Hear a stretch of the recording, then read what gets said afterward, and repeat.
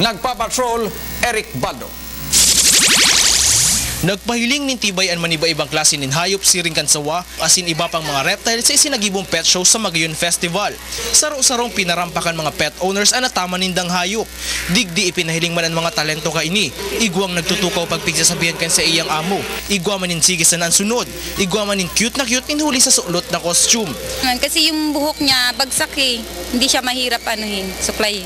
Tsaka inaano namin ng kalamansi yung hair niya, then yung shampoo ng pang dog. May mga breed na ayam asinday ang nakisabayan sa show. Alagad ang tunay na nagpahiling ng tibay ang askal na si Rigiding. May maniba-ibang talent si Rigiding. Kayang-kaya kaning maglukso na garo nagkakawat in Chinese garter.